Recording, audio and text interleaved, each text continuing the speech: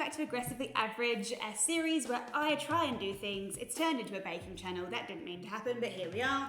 Today I'm going to be stealing an idea from the Great British Bake Off, where in one of the finals in the technical challenge, they asked the finalists to make a Victoria sponge cake. Full stop, no instructions. And I'm going to try and do that today. So no recipe. Can I do it? I reckon I can. I reckon this is one that I can do. Let's find out. Cake tin's wrapped in paper, good to go.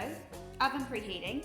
The first ingredient the first ingredient I was going to go add would be flour, and I'm using self-raising in order to give myself a bit of slack. But should we do the butter and the sugar first? And you're meant to cream the butter and sugar. I'm change of plan. Butter and sugar. How much butter? I'm really not sure. I have the number 175 grams in my head, but I don't know where I got that from. Maybe 125. I'm going to measure 125 grams of butter, just because that is a number that's in my head. Oh, that's 134. I think that'll be fine. I'm going to soften that in the microwave. And then I reckon about a cup of sugar.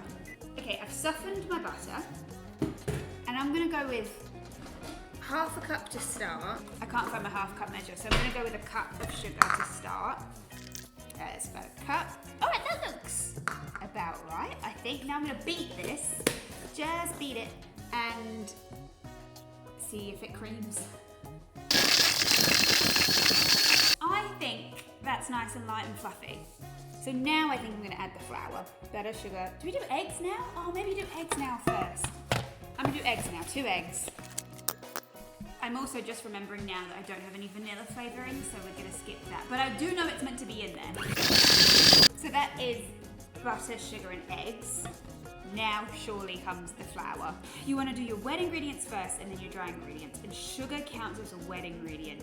I reckon because I put in here 135 grams of butter, I'm going to need more than that of flour. And I'm not going to need bicarb soda or bicarb powder or whatever it is because I'm using the self-raising. And I'm going to sieve it. So I'm going to go for 175 grams. Why? I don't know. Again, that's what's in my head. That is what's in my head. And I never looked this recipe up, by the way. Like, the last time I made this would have been a long time ago, and I haven't looked it up, I promise, no cheating. Okay, well that's 196, and that doesn't look like a lot, so I reckon it's going to be more than that. Oh, it's quite floury. I'm going to put some milk in. I'm going to put just a dash in. I don't know if that's right, but I feel like you put milk in.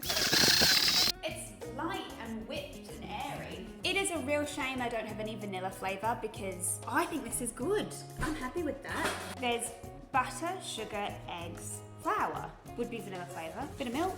I think that's a good cake batter consistency. It's not meant to be like wet. It tastes like cake batter. I'm going to go with that. So now I'm going to evenly pour my batter into these 2 pre-prepared cake tins. I feel like I'm forgetting something. Hopefully this isn't foreshadowing, but this felt a bit too easy. I will say that I am cheating in the sense that I have no intention in making my own jam. That's the only part of this I'm not going to make. Reason being, I've never made jam before, but also berries are really expensive. It was a lot cheaper to buy the jam, and I don't have berry money. Here is what they look like.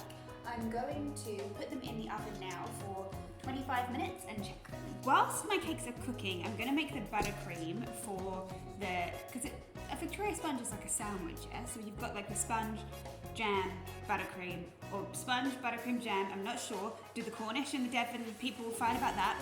Anyway, I'm going to make the buttercream for the filling, and I'm thinking it's literally just butter, icing, sugar, and again maybe a dash of milk. I'm just going to eyeball it. I've just got a big chunk of butter that I'm going to soften in the microwave, and then I'm going to whip that first. And now in terms of quantities for icing sugar, I have no idea. Shove just a whole bunch in. This is where we're at. I feel like we need a bit more sugar. Again, just a dash. That's probably too much. And again, if I had the vanilla essence that I intended to get and realised I don't have as I was making this, I would have put it in here too. I think that's lovely. It's nice and pale and stiff. It's holding its shape. It's not a meringue, but it's holding its shape. It's nice and stiff. I think that's good. I'm gonna taste test it, but at the end of the day, it's literally butter and sugar. How can it taste bad? That's buttercream. That is buttercream. That might be the best buttercream I've ever made. Very, very sweet, isn't it? This is American buttercream, I'm guessing. God, that is so sweet. This is why everyone's moved to Swiss meringue, which is also why I need my KitchenAid. Well, I don't need, I just want one. I'm gonna put this in the fridge until our cakes are out, baked, cool, and ready to assemble. They've been in there about 15-ish minutes, and I just did the old knife check, and it's coming out clean already. It's pretty small, I guess. Like, is that clean? This is what we are looking like. Those holes are from me doing the test. Clean. Clean. I think they're cooked. It just happened quicker than I expected. I probably shouldn't have made such ridiculous holes in the middle to check, but I didn't have any toothpicks. I've come outside for some sunshine. We're going to let those cakes cool completely, and then we will assemble. And this might be the best aggressively average we've ever done. Maybe. The cakes are completely cooked and completely cool. I actually put them in the fridge for a bit. So they should, in theory, come out of these tins really easily because of all the baking paper used. The baking paper has come out and the cake has not. The washing up liquid out of the shot. Okay, some sticking. This bit broke off as the pan was coming out. It's a bit of a different texture. No, that tastes good. That tastes like Victoria sponge. Mate. Still a bit of sticking to the tin, but that's okay. Looks good, it looks like a cake. I have my cake here. I've got my pre-prepared buttercream. So I'm just gonna put this on top first. I think that's a good layer of buttercream. I don't want it to be a big layer of buttercream because it's very, very sweet. It's like American buttercream or whatever it is. It's very sweet. I don't know if it's American buttercream. If it's not, you can yell at me in the comments. I do kind of wish I was doing my own jam because, not to say this has been a bit easy, but I feel like I haven't really fucked this up. So now in order to get this a really flat top, I'm just going to put this one on, upside down. This is it. This is a Victoria sponge. I store my cakes in this cake Tupperware, so I'm just going to put this cake onto here. This bit came off, maybe we'll just shove that back in. My Victoria sponge cake made using no recipe at all, fake jam. All right, I'll give you the fake jam. But, rightly or wrongly, I'm proud I got to this point. Let's cut it and see if it tastes like cake. This is the most basic version of is it cake I've ever heard of. This is my cake.